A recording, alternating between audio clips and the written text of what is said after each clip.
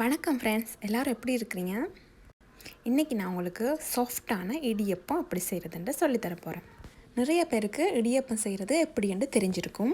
புதுசாக இடியப்பம் செய்ய போகிறவங்களுக்கும், ஐயையோ இடியப்பா மாவை குழைச்சிட்டனே, இப்போ இடியப்பத்தை புளிய முடியலையே, மாவு இறுக்கமாயிட்டே அப்படி கவலைப்படுறவங்களுக்கும், அப்பாடா இடியப்பத்தை எப்படியோ அவிச்சிட்டேன், ஆனால் இடியப்பம் சாஃப்டாக இல்லையே அப்படி நினைக்கிறவங்களுக்கும் தான் இந்த வீடியோ. முதல்ல நான் உங்களுக்கு இடியப்ப உரலை காட்டிடுறேன். இடியப்ப உரலில் இருக்கிற ஓட்டைகள் இப்படி சின்ன சின்னனா கிளியராக இருக்கணும். அப்போ தான் உங்களுக்கு இடியப்பத்தை இலகுவாக புளியலாம். இடியப்பம் செய்கிறதுக்கு பயன்படுத்துகிற தட்டுகள் பனை ஓலை, மூங்கில், பிளாஸ்டிக், சிலிக்கோன் மற்றும் சில்வரில் கூட கிடைக்குது. இதில் ஏதாவது ஒன்று உங்கள்கிட்ட இருந்துச்சு தண்டால் இடியப்பம் ஈஸியாக செஞ்சிடலாம். முதல்ல இடியப்பத்துக்கான மாவை எப்படி குழைக்கிறதுன்னு பார்ப்போம். இடியப்ப மாவை குழைக்கிறதுக்கு அகலமான பாத்திரம் ஒன்று எடுத்துக்கொள்ளுங்க. மாவை அரிக்கிறதுக்கு இது மாதிரியான ஒரு அரித்தட்டை ஒன்று பயன்படுத்துங்க. இடியப்பம் குழைக்கிறதுக்கு அவிச்ச கோதுமை மாவு 3 கப் எடுத்துக்கொள்ளுங்க. கோதுமை மாவை அவிக்கும் போது ஒரு மணத்தியாலத்துக்கு மீடியம் ஃப்ளேமில் விட்டு அவிச்சு எடுத்துக்கொள்ளுங்க. பிறகு அதை அரித்து ஒரு காற்று போகாத பாத்திரத்தில் போட்டு மூடி வச்சுக்கொள்ளுங்க. இடியப்பத்துக்கு குழைக்கிறதுக்கு முதல்லையும் அரிச்சு எடுத்துக்கொள்ளுங்க. நீங்கள் இடியப்பமோ புட்டோ எதை செய்ய போகிறனாலும் ஒருக்கா அரிச்சு எடுத்துட்டு பயன்படுத்துங்க.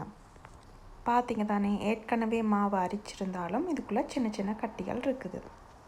இந்த வீடியோவை ஸ்கிப் பண்ணாமல் முழுமையாக பாருங்கள். அப்போ தான் நான் இடையிடைய சொல்கிற சின்ன சின்ன தகவல்களும் உங்களுக்கு பயனுள்ளதாக இருக்கும். இப்போ நான் 1 கப் அரிசி மாவு சேர்க்க போகிறேன். இது இடியப்பம் குழைக்கிறதுக்கண்டே சூப்பர் மார்க்கெட்டில் இருக்கிற அரிசி மாவு. இந்த அரிசி மாவையும் நான் இந்த அரித்தட்டால் நல்லா அரிச்சு எடுக்கிறேன். நான் இதுக்கு அவிச்ச கோதுமை மாவு 3 கப்பும் அரிசி மாவு 1 கப்பும் பயன்படுத்தியிருக்கிறேன். இப்போ நீங்கள் பார்த்தீங்கன்னா தெரியும் இந்த அரிசி மாலை எவ்வளவு கப்பி இருக்குதுண்டு. இதையும் நீங்கள் அரிக்காமல் சேர்த்திங்கண்டா உங்களோட இடியப்பத்தை நீங்கள் புளிய முடியாமல் கஷ்டப்படுவீங்க. அதனால் இது மாதிரி அரிச்சிட்டு அரிசி மாவை யூஸ் பண்ணுங்கள். இடியப்பம் எல்லாம் குழைக்கிறதுக்கு முதல்ல நீங்கள் இடியப்பம் அவிக்க போகிற பாத்திரத்தை தயார்படுத்தி கொள்ளணும். இந்த மாவை குழைக்கிறதுக்கு எடுக்கிற தண்ணியை நல்லா ஹீட்டரில் கொதிச்சா பிறகு ஒரு 6 நிமிஷம் ஆற விட்டுட்டு பிறகு தான் இதை குழைக்கிறதுக்கு பயன்படுத்தணும். உங்களுக்கு சரியாக டைமை பார்க்கணுமெண்டா இது மாதிரி ஒரு டைமரில் டைமை செட் பண்ணிவிட்டு ஹீட்டரை மூடியை அப்படி திறந்து விடுங்க. இப்போ நான் இதுக்கு தேவையான அளவு உப்பு சேர்க்க போகிறேன். நான் 2 டீஸ்பூன் உப்பு சேர்க்குறேன். உங்களுக்கு தேவையான அளவு உப்பு நீங்கள் சேர்த்துக்கொள்ளுங்க. இது 3ஐயும் ஒரு அகப்பக்கம்பால் நல்லா கலந்து விட்டுட்டு சுடு தண்ணியை விட்டுக்கொள்வோம். சுடு தண்ணி விடும்போது ஒரேடியாக சுடு தண்ணி விடக்கூடாது. கொஞ்சம் கொஞ்சமாக சுடு தண்ணி சேர்க்கணும். ஒரேடியாக விட்டிங்கன்னா மாவு இறுக்கமாயிடும். அதுக்கு பிறகு பிழிகிறது கஷ்டமாக இருக்கும். அதனால் அகப்பக்கம்பாலேயே நல்லா குழைச்சிக்கொள்ளுங்க. தண்ணி நல்லா சூடாக இருக்குது, அதனால் நீங்கள் கையை பயன்படுத்த வேணாம். இந்த மாவை நாங்கள் குழைச்சி முடியும் போது ஸ்டீமரில் வச்ச தண்ணி கொதித்து ஆவி பறக்க தொடங்கியிருக்கணும். இப்படி நீங்கள் கொஞ்சம் கொஞ்சமாக தண்ணியை விட்டு குழைச்சி எடுத்துக்கொள்ளுங்க. தண்ணிக்கு அளவு சொல்ல முடியாது. ஏண்டா நீங்கள் பயன்படுத்துகிற மாவை பொறுத்து தான் தண்ணி கூடுறதும் குறைகிறதும் இருக்குது.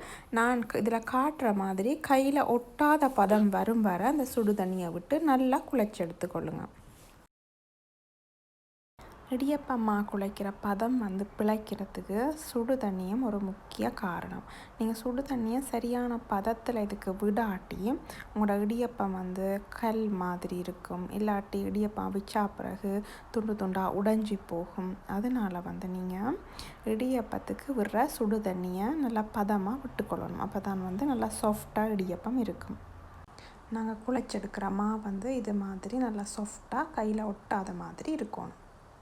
இதுக்கு இடையில் நீங்கள் இடியப்ப உரல், இடியப்ப தட்டுகள் இதுக்கெல்லாம் கொஞ்சம் தேங்காய் எண்ணெய் பூசி வச்சுக்கொள்ளுங்க. அப்போ தான் உங்களுக்கு இடியப்பத்தை ஈஸியாக கலட்டக்கூடிய மாதிரி இருக்கும். இடியப்ப உரலில் ஈஸியாக கழுவக்கூடிய மாதிரி இருக்கும். குழைச்ச மாவு இடியப்பம் புளியும் வர காயாமல் இருக்கிறதுக்கு மேலால் கொஞ்சம் எண்ணெய் பூசி விடுறேன்.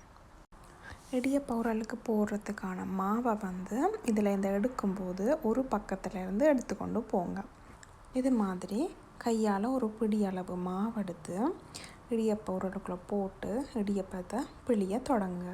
இடியப்பத்தை பிழியும் போது கீழே விழுகிற வந்து ஒரு தொடர்ச்சியாக போகணும், உடைஞ்சி விழக்கூடாது. நாங்கள் கையால் உடைச்சி விட்டால் மட்டும்தான் அது உடைஞ்சி போகணுமே தவிர நீங்கள் சும்மா பிழியும் போது உடையக்கூடாது. எனக்கிட்ட பிளாஸ்டிக் தட்டுகள் தான் இருக்குது, அதனால் நான் இந்த இடியப்பம் எல்லாம் பிளாஸ்டிக் தட்டுகளில் போட்டு பிழிஞ்செடுக்கிறேன்.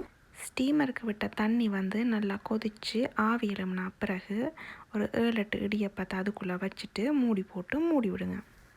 ஸ்டீமருக்குள்ளே இருக்கிற இடியப்பம் அவியறதுக்கு 6-7 நிமிஷம் ஆகும். இடியப்பம் அவிஞ்சா பிறகு ஒரு தட்டில் நேர்த்தியாக அடுக்கி விடுங்க. இப்போ பாருங்கள், நான் செஞ்ச இந்த இடியப்பம் எவ்வளவு சாஃப்டாக இருக்குதுன்னு பாருங்கள். இது சாப்பிட்றதுக்கு நல்லா பஞ்சு மாதிரி இருக்கும்.